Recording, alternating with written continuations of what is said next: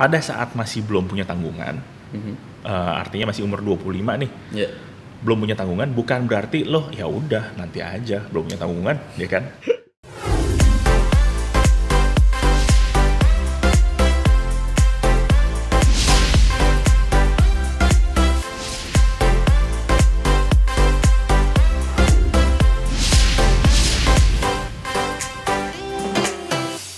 Welcome to BN Life Corner, di mana kita akan ngobrol-ngobrol dengan orang-orang inspiratif bersama gue, host Faisal AR.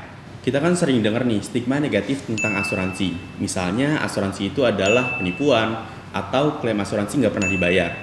Nah, hari ini kita kedatangan seorang narasumber, yaitu seorang financial coach dan juga seorang selebgram. Bisa langsung selebgram yang bakal bantuin kita untuk ngulik asuransi biar kita tahu apakah stigma negatif yang ada itu sesuai dengan kenyataan atau enggak. Langsung aja kita sambut Mas Philip Mulyana.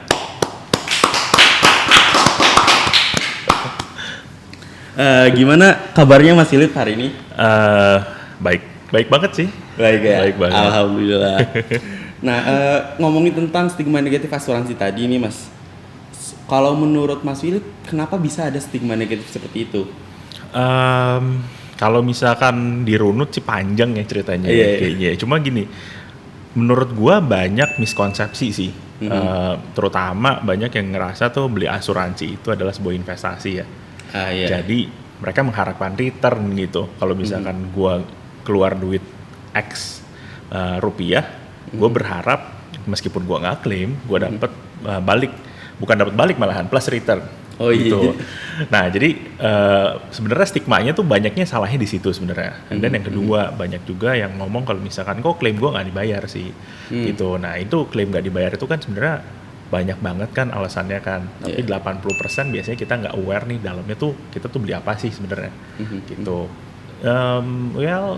Gue rasa sih dua hal itu yang mencakup yang lumayan banyak ya masalah kenapa stigmanya jadi negatif sih menurut gue.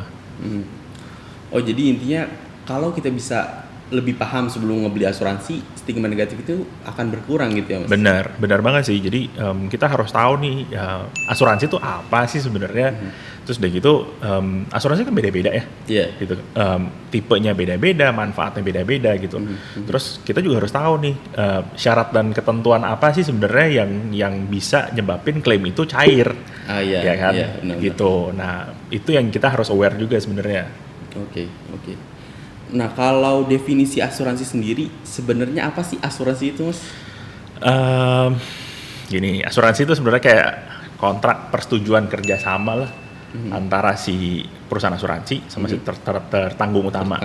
Kalau misalkan tertanggung utama ada resiko kayak meninggal, ntar dia sakit apapun itu, maka si perusahaan asuransi ini akan gantiin. Tapi balik lagi, ada syarat dan ketentuannya. Nah, karena ini adalah perjanjian, itu kan biasanya panjang tuh. Masalahnya banyak nggak sih dari kita yang bacain tuh berpuluh-puluh mungkin ratusan halaman dari kontrak. Itu kan kontrak kan sebenarnya. Benar. Ya kan? Banyak yang nggak baca. Padahal itu sebenarnya begitu kita beli asuransi. Apalagi kalau misalkan sekarang udah zamannya digital, begitu udah disetujuin kan kita langsung dapat e-police-nya kan. Maksudnya otomatis gitu. Otomatis kan, gitu. Tapi masalahnya begitu kita dapat e-police-nya atau kita dapat police yang fisiknya pun biasanya udah ditaruh aja. Iya sih, benar gitu sih. Kan, beres kan. Iya. Nah, terus udah gitu banyak juga yang kayak gini. Kalau misalkan kita ngomong sama agent, ya kan, gue beli asuransi ini dari agent, terus udah gitu, agentnya menjelaskan apa? Satu, mungkin gue salah nangkep dari maksud agent itu, ya kan? Nah, bisa juga agentnya yang misalnya itu kan dua hal yang berbeda, tapi acuannya satu, acuannya adalah polisnya nih, ya kan, kontraknya itu. Nah, begitu kita dapat polisnya itu, kan kita bisa baca sesuai nggak sih sama yang agent yang ngomong. Benar. Gitu. Nah, itu akan ngecilin banget nih masalah-masalah yang kayak asuransi itu stigmanya negatif, bisa kecil banget kalau misalnya kita bisa belajar sih sebenarnya sih. Gitu. Iya, jadi itu juga bisa dipelajarin dulu ya kalau kita udah dapat polis gitu ya. Benar. Gitu. Ngomongin tadi tentang perusahaan asuransi tertanggung, apa aja sih istilah asuransi yang perlu kita tahu nih sebagai orang awam? Mulai dari gini, premi. Iya. Ya, premi itu artinya ya setiap bulan yang gue bayar ke perusahaan asuransi itu adalah premi. Kalau misalkan setiap bulan itu bayar misalkan 500.000, ya berarti preminya adalah 500.000, ya kan. Kalau UP itu adalah uang pertanggungan.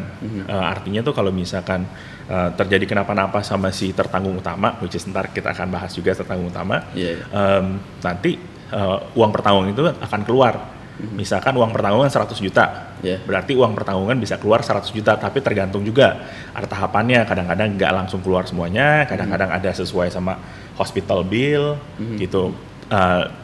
Kadang-kadang bisa juga semuanya. Polisnya kontrak, berarti kan kontrak yang kita dapat nih begitu udah oke, terus perusahaan asuransi itu assess resiko gua. Nah kita sebagai tertanggung utama kan gua akan dapat polisnya, ya kan. Terus penerima manfaat.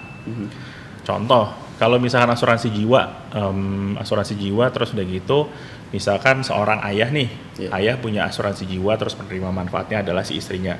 Kalau misalkan si ayahnya meninggal, ntar duit yang 100 juta yang UP itu, kalau misalkan dia meninggal, berarti si penerima manfaat adalah si istrinya. Nah ini bisa ditunjuk dari awal kita ngajuin sebenarnya, tapi bisa juga diganti. Contoh kalau misalkan ntar anaknya udah dewasa, UP-nya ini, si penerima manfaatnya ini akan dipindahin nih ke anaknya, itu juga bisa. Nah, penerima manfaat intinya adalah siapa nih, ntar kalau misalkan uang pertanggungannya keluar, yang menerima uang pertanggungan itu siapa, gitu. Nah, balik lagi tertanggung utama, ya kan. Tertanggung itu ada beberapa sebenarnya, tertanggung utama sama tertanggung tambahan. Tertanggung itu ya kayak tadi si ayah, si ibunya sebagai penerima manfaat, ayahnya adalah si tertanggung utama. Tertanggung utama adalah yang kalau misalkan dia kenapa-napa, ntar duitnya akan cair. Ini gitu, ya kan? Kalau misalkan si ayahnya kenapa-napa, berarti duitnya akan cair kemana? Ke penerima manfaat. Itu sih beberapa sih. Apalagi? Tadi yang tertanggung tambahannya tadi? Tertanggung tambahan itu beda lagi. Kalau misalkan gini kadang-kadang. Jadi kalau misalkan si ayah beliin asuransi buat si anaknya, ya kan?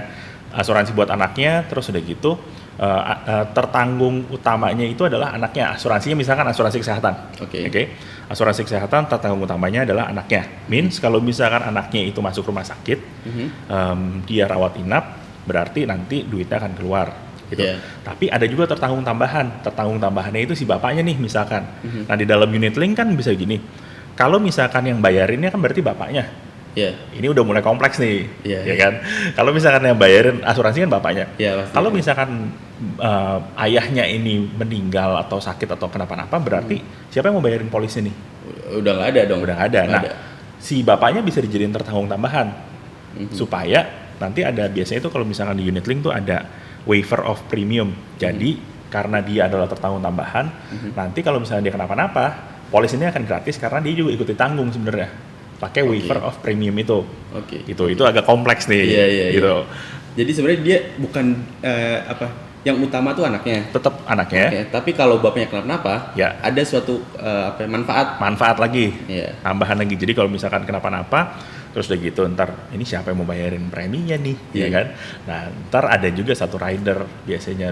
Semua brand asuransi biasanya agak beda-beda. Gue biasanya bilang waiver of premium sih. Gitu.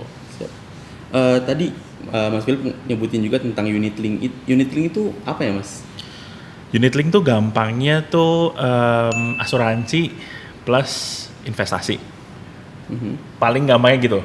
Jadi tetap ada komponen investasinya bentuknya apa? Investasinya mirip kayak reksadana. Kayak saudaraan lah, ini reksadana, ini adalah fund biasanya kan kalau di asuransi kan. Nah, jadi bedanya adalah biasanya preminya emang lebih tinggi karena dia kan ada komponen investasinya di dalam situ. Cuma biasanya juga preminya relatif lebih flat gitu karena ada buffernya lah biasanya di situ. Jadi ada investasinya yang bikin premi nggak terlalu naik banget gitu. Betul. Kalau misalkan yang full tradisional, biasanya memang dia preminya lebih murah, tapi ntar dia ada adjustmentnya karena nggak ada buffernya itu, nggak ada bumpernya lah. Ya kan, nggak ada bumpernya. Nah, investasinya tuh di mana aja sih sebenarnya? Investasinya itu banyak banget sebenarnya, dari di pasar uang, terus di sama kayak reksadana sebenarnya, pasar uang, pendapatan tetap, terus balance fund, campuran sama saham gitu. Jadi sebenarnya menarik sih unit link, tapi unit link ya balik lagi karena ini ada unsur investasinya, makanya banyak orang yang beli unit link berpikir beli ini untuk investasi. Oke, jadi itu stigmanya juga. Udah salah di awal berarti. Salah di awal. Sebenarnya kan esensinya dari asuransi itu adalah khusus untuk proteksi. Kenapa ada investasi di dalamnya? Itu supaya kalau misalkan gue ya biasanya gue akan memperlakukan itu kalau misalkan gue nggak bisa bayar asuransi itu, entah karena kita lagi pandemi kan ya kan? Pandemi, terus udah gitu teman-teman kita banyak yang kena PHK waktu beberapa bulan yang lalu dari awal pandemi dan segala macam. Jangankan ngomongin soal bayar premi, kalau misalkan orang udah kena PHK, ya buat makan aja pasti pusing. Ya kan? Nah sebenarnya unit link itu ada investasinya karena di situ tuh sebenarnya pada saat lu nggak bisa bayar si premi, ada investment di situ untuk bayar, ada nilai tunainya untuk bayarin si biaya asuransi atau preminya itu. Nah itu satu, tapi balik lagi jangan samain ini sebagai aset investasi. Unit link itu adalah tetap aja untuk proteksi juga. Oke, gitu. Jadi intinya walaupun kita belinya unit link, ada asuransi, ada investasinya, tetap kita mikirnya itu asuransi aja gitu kan? Yes, betul, gitu. Tadi berarti udah ada unit link tradisional, terus ada tipe-tipe produk asuransi itu apa lagi ya Mas? Kalau misalkan dibagi-bagi asuransi itu dua kan sebenarnya, tradisional sama unit link. Ya kan. Kalau tradisional dibagi lagi sebenarnya ada whole life, ada term life, ada berjangka, ada juga yang endowment, wiguna gitu. Kalau misalkan tradisional yang berjangka biasanya ya udah kayak misalkan kita beli asuransi mobil, asuransi motor, setahun begitu udah beres ya kita perpanjang gitu. Kalau misalkan whole life itu biasanya udah dipatok tuh, kita akan lindungin, perusahaan asuransi akan lindungin sampai umur 99 sampai 100, terus dari gitu preminya berapa, udah dijembrengin tuh semuanya tuh. Kalau berjangka biasanya naik terus, kalau misalkan si whole life itu biasanya flat, terus udah gitu ada bagian yang naik juga, tergantung dari perusahaan asuransinya sebenarnya. Tergantung. Ya, tapi intinya adalah dia sampai umur 99 sampai 100. Gitu. Makanya itu ya seumur hidup lah ya. Seumur hidup, whole life kan. Kalau endowment itu sebenarnya kayak hybrid juga nih. Jadi antara si tradisional yang kayak tradisional kayak si berjangka sama whole life, itu kan nggak ada investasinya sama sekali, nggak ada nilai tunainya, ya kan. Kalau endowment ini ada nilai tunainya nih, tapi bentuknya adalah lebih safe lagi, bentuknya kayak tabungan lah, dan dijamin. Dijamin, dipolis. Jadi misalkan di tahun ke-10 atau di tahun ke-15 nilai tunai yang terbentuk akan berapa, gitu, itu dijamin. Nah, tapi kalau misalnya unit link, karena ini bentuknya adalah investment, dan ini biasanya bukan biasanya, unit link itu nggak dijamin. Ya kan, kalau si endowment itu dijamin. Jadi endowment tuh bisa dipakai untuk beberapa hal juga sih sebenarnya. Kalau misalnya yang kayak asuransi pendidikan itu masuknya kemana ya Mas? Aku sih nggak sebut asuransi pendidikan, tapi kegunaannya untuk apa gitu. Nah, kayak misalkan endowment nih misalkan. Endowment. Misalkan gue sekarang punya anak mau masuk SD, ya kan. Berarti ntar sekitar 10-15 tahun lagi, 10 tahun lagi anak gue akan masuk kuliah, berarti kan. Nah, endowment itu sebenarnya bisa dipakai untuk kayak gini nih. Jadi selama 10 tahun kita nabung dan diproteksi, ntar di tahun ke-15 atau di tahun ke-10 ntar ada duit yang keluar. Duit yang keluar itu sebenarnya bisa buat dana pendidikan. Sebenarnya bukannya asuransi pendidikan per se, tapi ini bisa dipakai untuk planning kayak gitu. Contoh, nggak cuma pendidikan, contoh mau pensiun. Misal gue umur 50 gitu, umur 50 terus udah gitu 10 tahun lagi gue mau pensiun, bisa juga dipakai buat itu. Misal gue punya pinjaman di bank, tenornya misalkan 10 tahun atau 15 tahun. Nah dipakai duit guna untuk memproteksi selama gue punya pinjaman, bisa juga pakai itu. Atau gue sekarang misalkan umur 25, 10 tahun lagi pengen punya rumah, bisa juga seperti kayak gitu. Jadi sebenarnya fleksibel sih buat pakai apa aja sih. Jadi manfaatnya sebenarnya banyak gitu ya? Sebenarnya manfaatnya banyak. Jadi kita harus pintar-pintar milih karena produknya banyak sebenarnya. Tapi tipe produknya tuh ya hampir sama sebenarnya, mirip-mirip. Tapi bisa disesuaiin gitu sama kita punya. Iya gitu. Gitu. Jadi emang kita harus perlu tahu sih bedanya ini sama ini apa, ini sama ini apa, dan cocokin sama keadaan kita sekarang. Gitu. Nah itu berarti kalau singkatnya, pertama kita bagi unit link sama tradisional. Tradisional kita bagi 3, whole life, term life, sama Dwiguna tadi Dwiguna. Oke, siap. Dan Dwiguna itu bisa dipakai untuk misalnya dana pendidikan atau dana-dana lainnya gitu kan, sesuai kebutuhan kita. Betul. Mana jenis asuransi yang perlu kita punya dulu? Oke, sebenarnya tergantung siklusnya nih. Tergantung siklusnya. Tergantung siklus. Contoh gini, seseorang yang umur 25 belum nikah, nggak punya tanggungan, itu beda sama seseorang yang umur 35 yang punya anak 1, terus punya istri, punya anak 1, terus udah gitu masih nanggung orang tua. Itu beda. Beda lagi sama umur 45 yang udah mau siapin untuk pensiun, terus udah gitu anaknya udah mulai gede. Itu beda-beda. Jadi gini, gampangnya gini, siapa sih sebenarnya yang harus punya asuransi? Yang harus punya asuransi adalah yang udah punya tanggungan.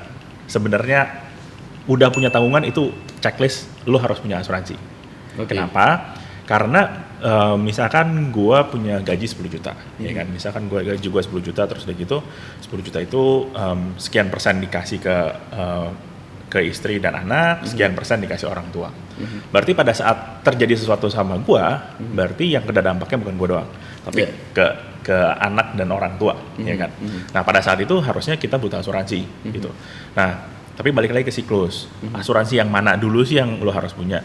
Pada saat masih belum punya tanggungan, artinya masih umur 25 nih, belum punya tanggungan, bukan berarti lo ya udah nanti aja belum punya tanggungan, ya kan? Gitu, bukan begitu juga. Tapi gini, pada saat 25 lebih baik gue saranin untuk punya asuransi kesehatan paling enggak. Asuransi kesehatan, kenapa?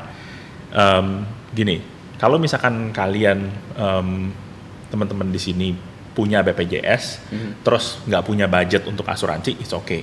Oke. Tapi kalau misalnya punya budget lebih untuk asuransi, ya nggak apa-apa. Minimal punya asuransi kesehatan dulu.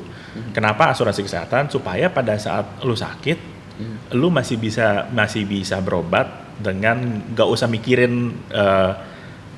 mikirin biaya untuk berobatnya. Paling nggak gitu. Biasanya kan orang sakit itu yang bikin dia nggak sembuh-sembuh karena psikis kan. Iya, mikirin ini bayar dari mana? Iya, ini gue duit dari mana gitu kan. Nah itu.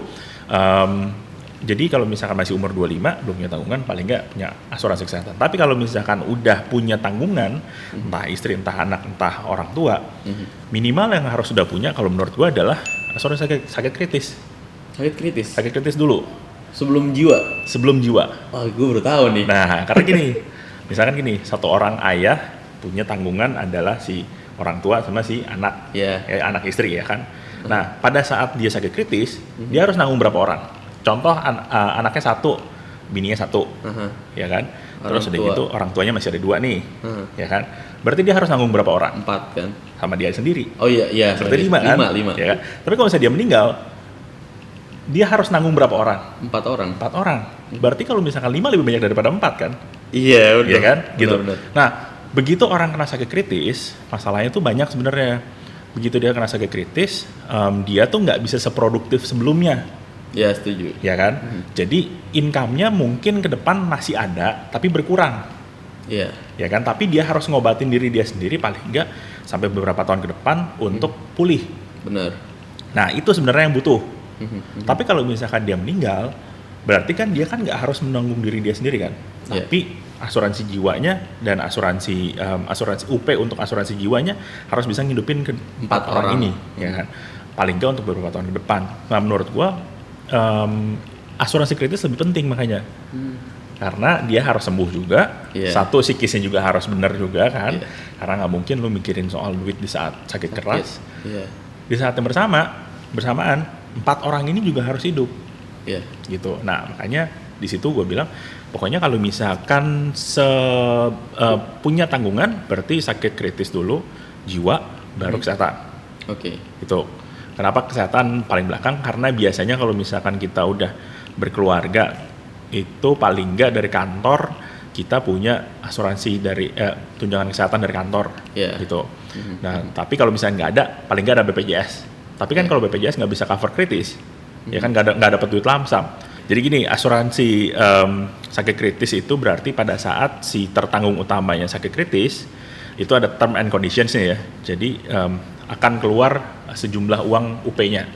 Entah 100%, entah 50% tergantung dari syarat dan ketentuannya, ya kan. Nah, tapi kalau misalkan asuransi jiwa berarti pada saat meninggal maka si UP-nya akan keluar baru 100%, ya kan. Nah, kayak gitu bedanya. Oke, ya jadi sebenarnya kalau BPJS itu nggak ada duit yang langsung keluar banyaknya itu ya. Ketika kita kena sakit kritis gitu kan.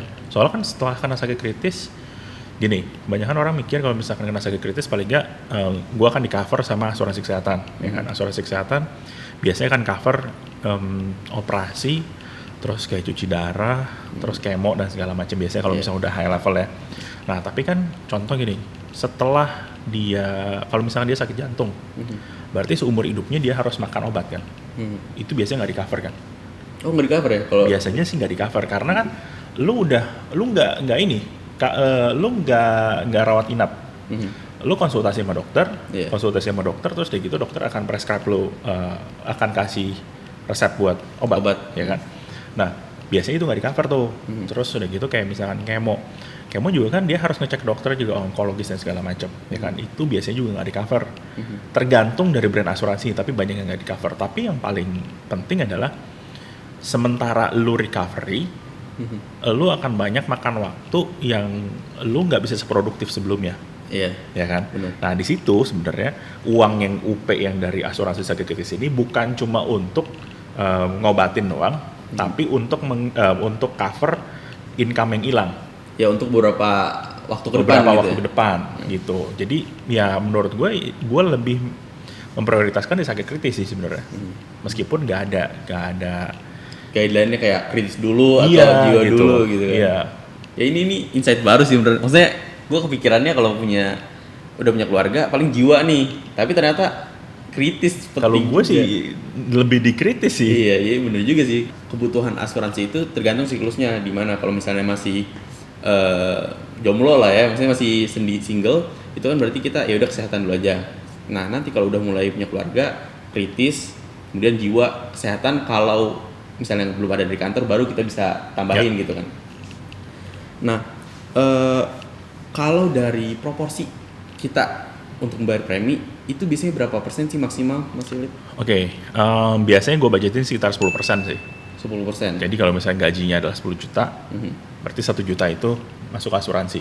Oke. Tapi kan kalau misalkan unit link itu biasanya kan ada porsinya tuh, ada top up yang buat preminya kan biasanya dibagi dua, premi yang buat proteksi, ada premi yang buat investasi. Ya kan. Misalkan nih preminya adalah 1 juta totalnya, ya kan. Yang buat proteksinya 700.000, yang buat investasi 300.000, misalkan kayak gitu, ya kan. Nah, yang dihitung yang mana? Yang 700.000-nya aja, bukan yang 1 juta. Karena kan ini kan bukan buat proteksi, ini kan buat investasi, ya kan. Berarti yang 700.000-nya aja. Oh, berarti bisa lebih dari 1 juta ya? Kalau bisa lebih dari 1 juta, tergantung jadi premi untuk investasinya mau berapa nih, gitu kan. Premi untuk proteksinya mau berapa? Kalau misalkan premi untuk proteksinya gue mentokin deh 1 juta deh, ya nggak apa-apa 1 juta. Premi investasi kan sebenarnya bisa 0 juga kan, ya kan gitu. Jadi ya mesti budgetnya menurut gue adalah 10% dari totalnya. Karena mungkin juga kalau kebanyakan kita nggak bisa hidup ya maksudnya. Benar. Nah waktu itu pernah ada yang ngomong juga ke gue, DM juga, kok 10% nggak kebanyakan ya? Lu masih single atau udah punya keluarga? Nah kalau misalkan udah punya keluarga 10% mepet. Mepet gitu. Kalau misalkan hanya single, ya nggak usah dipepetin 10%, ya secukupnya aja. Gini, sebelum beli asuransi, lu harus aware dulu nih sama kondisi lu.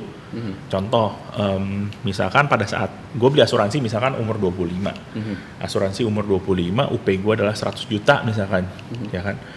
Untuk umur 25, waktu itu gajinya masih sekian juta, mungkin masih cukup, Nah begitu udah umur 30, 35, 100 juta itu kan kayaknya nggak nyampe setahun gaji.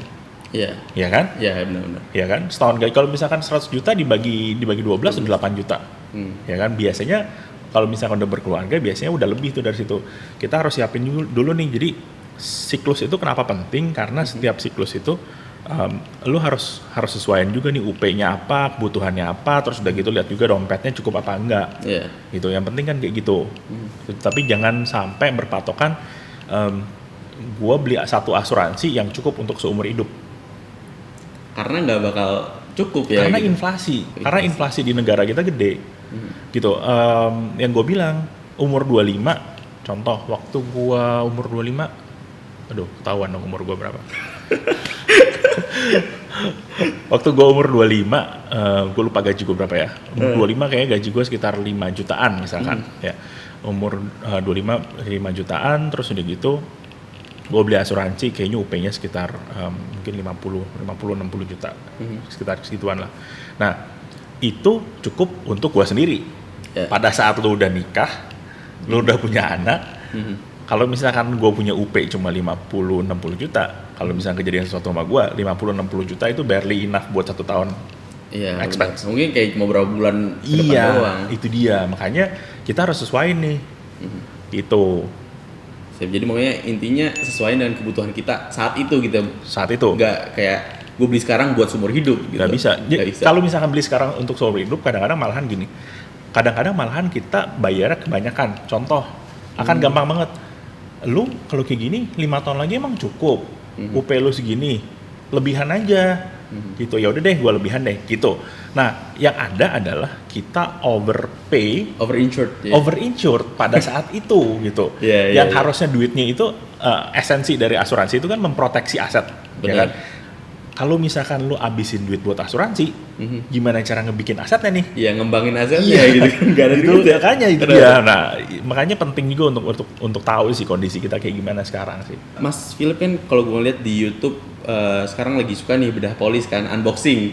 Bahas rumah unboxing nih. Nah, apa aja sih hal penting yang kita harus perhatikan sebelum kita membeli polis? Oke, ada beberapa sih hal penting. Contoh gini, yang kayak tadi, begitu lu terima polis, lu bisa pelajarin sebenarnya, ya kan?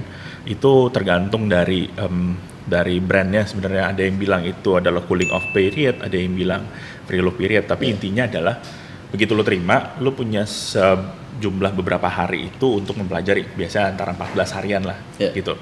Nah, kenapa lu harus ngecek?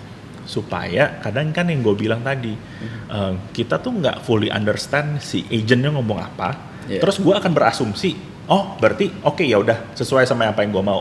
Kita berasumsi karena sesuai sama informasi yang gue punya dong, ya kan, informasi yang gue punya, terus udah gitu dia ngomong apa kayak ya udah kayaknya gue ngerti deh, gitu. Nah pada saat kayak gitu ada miskomunikasi nih, kita nggak bisa selalu nyalain ini agent yang salah, or ini orang yang salah. Miskomunikasi itu bisa kejadian gara-gara apapun itu, ya kan, karena asumsi. Nah jangan pernah asumsi dalam membeli apapun, terutama asuransi, karena ini kan komitmen jangka panjang kan. Bener. Begitu lu terima, lu baca paling nggak, lu baca ringkasan polisnya, bener nggak sih gue bayar segini, gue dapat apa aja. Kalau lu nggak, biasa kan kalau di ringkasan polis kan disebutkan produknya kan, ya kan. Kalau misalnya lu nggak ngerti produknya kan, lu tinggal cari doang. Google dulu aja gitu kan. Bener kan. Terus udah gitu ada syarat dan kondisinya gitu. Kayak gitu tuh penting buat kita tahu supaya kita nggak berasumsi. Yang paling jelek adalah gini, gue beli polis 5 tahun kemudian adem ayem nggak kenapa-napa, 5 tahun kemudian ternyata gue butuh klaim, ternyata satu, gue nggak produktif lagi karena apapun itu. Yang kedua, klaim gue ditolak. Karena apa? Karena kita nggak aware sebenarnya apa yang gue beli itu gue nggak tahu. Gimana cara klaimnya gue nggak tahu. Oh iya sih. Iya kan? Lo kalau bisa, lo punya berapa polis? Kapan lo pernah baca? Iya. Awal doang sih waktu beli doang. Kan? Iya. Udah gitu ya udah gitu. Bener. Nah tapi kan banyak dari kita malahan yang kayak, oke, gue terima, taruh. Orang paling jeleknya begitu, kalau misalnya e-polis gue udah terima di email, jangankan dibuka, oke gue udah terima, ya udah. Iya, itu tuh kayak kita nginstal aplikasi ada term condition kita yes aja. Iya memang, siapa sih yang baca terms and condition kan biasanya kan kayak gitu kan. Nah itu satu, terus kayak gitu ada beberapa hal juga yang kayak gini, ada beberapa penyakit yang emang dikecualikan, contoh asuransi kesehatan ya, kayak misalkan seingat gua tuh ada 18 or 12 penyakit yang dikecualikan di 12 bulan pertama. Iya, setahun pertama lah ya. Setahun pertama kayak katarak lah, kayak kayaknya kista juga dikecualikan, jadi nggak bisa diklaim nih. Nah pada saat lu nggak baca polis, lu nggak tahu nih penyakit apa yang dikecualikan, ya kan? Itu juga penting. Terus udah gitu, ada satu kondisi yang sekarang nih pre-existing condition, ya kan? Seseorang yang nggak punya riwayat kesehatan apa-apa, yang sehat, sama seseorang yang punya riwayat kesehatan yang kurang bagus, contoh punya cacat, misalkan gue punya temen gue ada masalah dengan jantung gitu, dan itu dari kecil.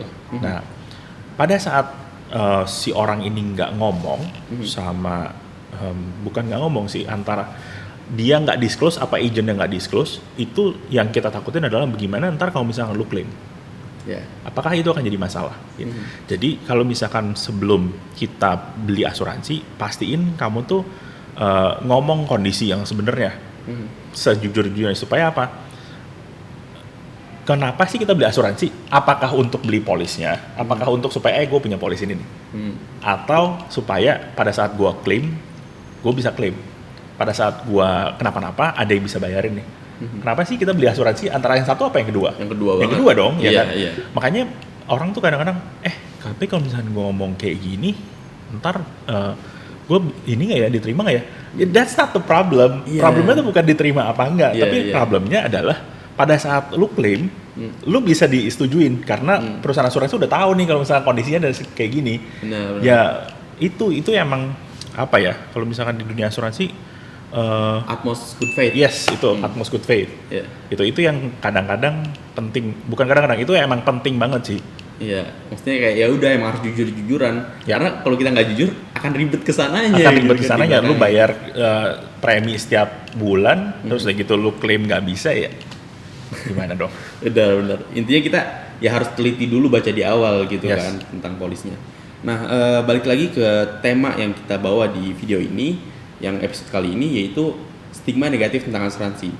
Jadi kalau bisa gua summary-in, intinya yang penting kita harus memahami apa yang kita beli, biar kita nggak merasa tertipu. Setuju. Gitu. Makasih banyak banget buat Mas Philip udah mau sharing dan udah ngeluangin waktunya buat episode kali ini. Semoga episode kali ini bermanfaat buat teman-teman yang nonton dan semakin yakin buat beli asuransi. See you on next episode. Bye.